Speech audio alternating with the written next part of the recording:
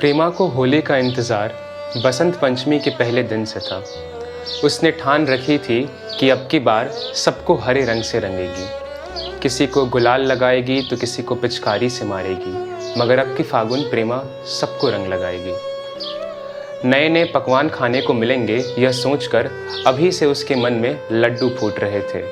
प्रतीत तो ऐसा होता कि जैसे यह उसकी आखिरी होली हो।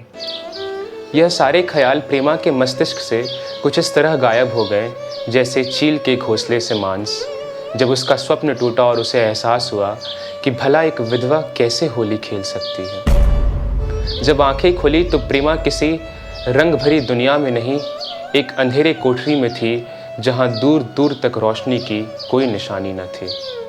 सफ़ेद साड़ी में लिपटी फर्श पर बैठी हुई अपने छत की तरफ देख रही थी और सोचती, क्या केवल दुख और पीड़ा ही वैधव्य का प्रतीक है? क्या पति के गुजर जाने के बाद स्त्री का कोई अस्तित्व नहीं? क्या जब तक मांग में सिंदूर है केवल तब तक ही हाथों में अबीर शोभा देती है? इन सारे सवालों से प्रेमा जाने कब से उलझी थी कि इतने में दरवाजे ने किसी पर दस्तक दी और कहा, चलो खाने का वक्त हो चुका है।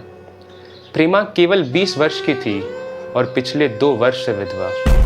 पति के अकस्मात मृत्यु के बाद वृंदावन के किसी एक आश्रम में उसका गुजारा होता। जिस उम्र में लड़कियां अपने भविष्य के ख्वाब बुनती हैं, उस उम्र में प्रेमा को अपना जीवन बोझ प्रतीत होता, जिससे वो जल्द ही मुक्त हो जाना चाहती। एक तुलसी के पौधे में जल देने और अपने भोजन की प्रतीक्षा करने के सिवा उसके जीवन में और कोई काम न था। जब भी उसने समाज के दायरे और परंपराओं को लांघने की कोशिश की, हर बार उसके चरित्र पर सवाल उठता रहा।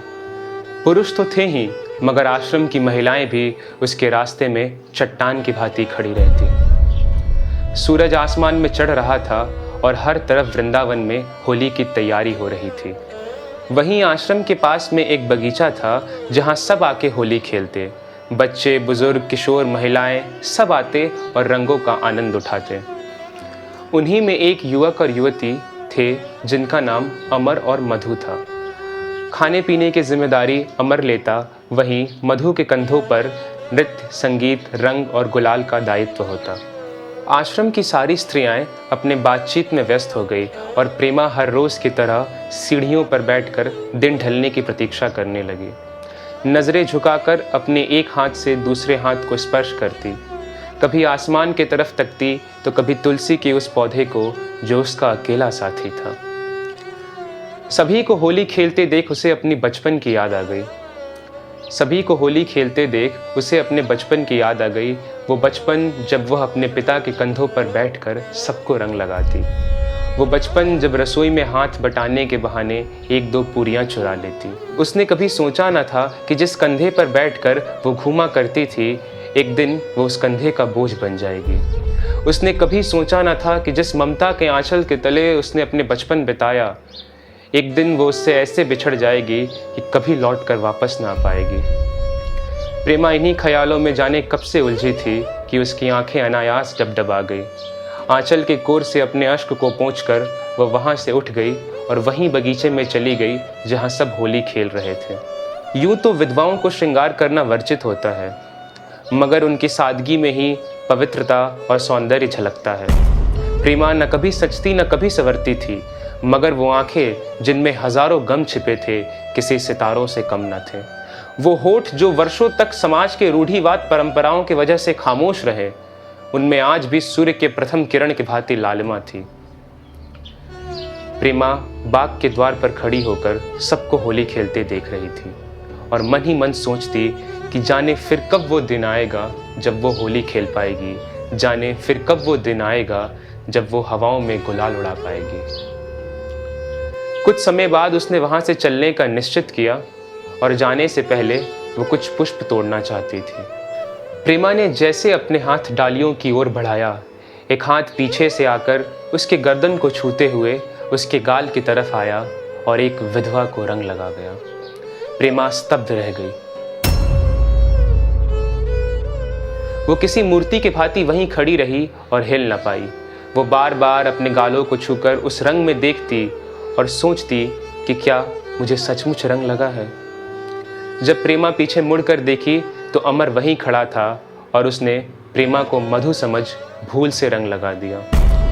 अमर तो माफ़ी मांगकर वहाँ से चला गया, मगर प्रेमा हिल न पाई।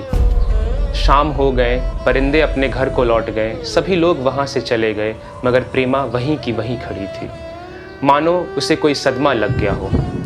उसकी मनोरथ को समझ पाना बहुत कठिन प्रतीत होता था, जाने उस पर क्या बीता होगा। प्रेमा धीरे धीरे आश्रम की ओर बढ़ने लगी और अपने निवास पर पहुंच गई। उस रात प्रेमा ने कुछ नहीं खाया और ना ही वो सो पाई। बस सारी रात प्रेमा यही सोचती रही कि आखिर मधु और उसमें क्या फ़र्क है। क्या फ़र्क है जो उसका होली खेलना समाज को खटकता नहीं, और मैं अगर सफ़ेद के सिवाय किसी दूसरे रंग की साड़ी पहनूं तो मेरे चरित्र पर सवाल उठ जाता है। संविधान ने तो विधवाओं को उनका अधिकार दे दिया। संविधान ने तो विधवाओं को उनका अधिकार दे दिया, मगर समाज आज भी क्यों उन्हें हीन दृष्टि से देखता है। आखिर प्रेमा का विधवा होने में प्रेमा का कितना कसूर था, कितना कसूर था।